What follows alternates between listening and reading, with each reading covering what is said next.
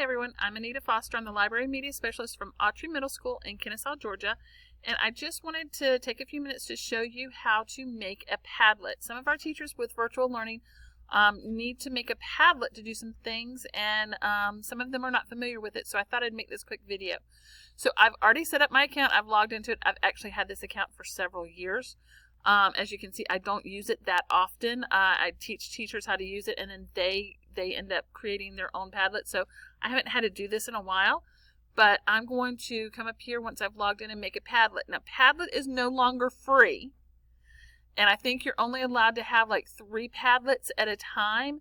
So once this Padlet is done, you may want to take some screenshots of it to save it for your records, and then you can delete it and create another one.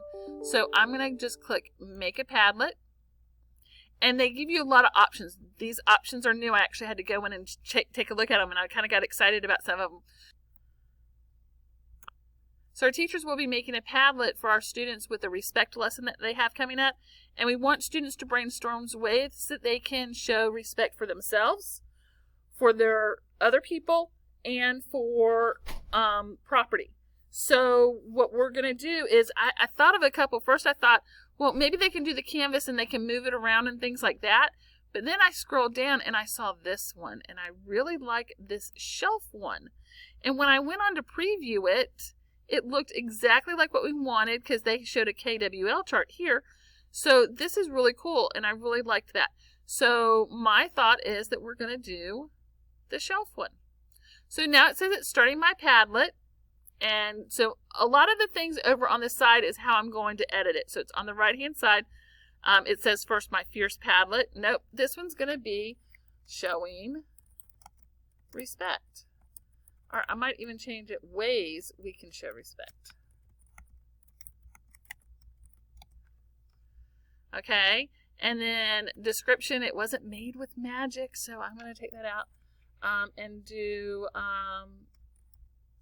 this is where we can brainstorm and discuss ways. Anita can't type today. We can show respect. Okay, and then it lets me say, okay, well, what icon do you want me to choose? So I can come over here and I can choose an icon to put with it if I want to. I don't have to, but I can if I want to. I think I'm just going to leave this one blank right now, and I'm going to say no icon. And so I'm going to hit that back button. So it gives me the opportunity to say what I want this site called. Now, this is really cool because right now we're in a virtual world and students can click on it and everything like that. But if you're in a lab situation, and sometimes you just want to tell the students the URL, I just tell them go to padlet.com/Anita_Foster, and then I can type in respect. And it's a unique URL, and it doesn't have all the messed up stuff, all the different letters and everything. So it's a unique code. So now it asks me, okay, well, what do you want your wallpaper to be? So this is my background and the color.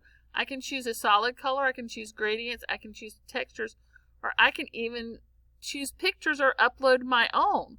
So I think I'm going to see what pictures they've got. And I also like the plain chalkboard background. I've used this one a lot. The only problem is it already has text up here. This would be perfect if it did not have the text up there to kind of confuse the students. So I want something kind of calming and maybe a little fun. So I think I like this one with the orchid, it says. I wonder how the paparazzi looks. I kind of like that one too. You know, I always tell students, do this fun stuff at the end because then all of your content's done. So I'm going to just stick with that one. I can always go back and change it later if I want to. All right, and then it is going to ask me if I want to have my name on the post to show it. Now I'm really not too worried about that. Oh, above each post. Yes, we can have the students put their name there so that we know who actually did it. where do you want the post to appear, first or last? It doesn't matter to me. I typically like the newest ones at the bottom so that I can scroll through and read any other comments. Do you want comments on it? Well, that's going to be up to the teacher. You can have students put comments on it and say, hey, that was a great idea and stuff like that. You don't have to. The only thing that you need to be careful there is anything inappropriate that the students may want to post on there. Because this is a classroom discussion and it's going to be live and virtual, I probably would not put comments because I want them to talk the comments. Okay? You can have them do a grade, star, upvote, or like. That might be kind of cool to have. And have them do maybe a like. So I'm going to have that there. And then content filtering. Require a moderator to approve. That means for everything that the students post, you have to approve. If this was something that I was having them do while we were not in virtual time together, then I would say, yeah, I may want to require approval.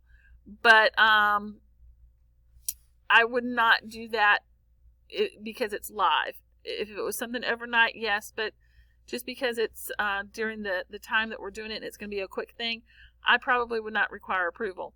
Filter profanity. I like this. Replace bad words with nice emojis. Did I say I'm in a middle school? Yes. So I'm going to do that. Then I'm going to click next. And then start posting.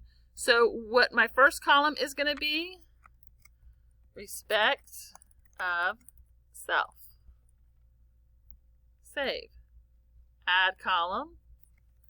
Respect of others. Save. Add column. Respect of property. And there we go. I could add more columns if I wanted to. Now I can come down underneath this and add a post to it. So if I want to do the first one and maybe do a little description of something, I can do that there. I think I might even be able to do a description up here. No, I can just rename and delete the column.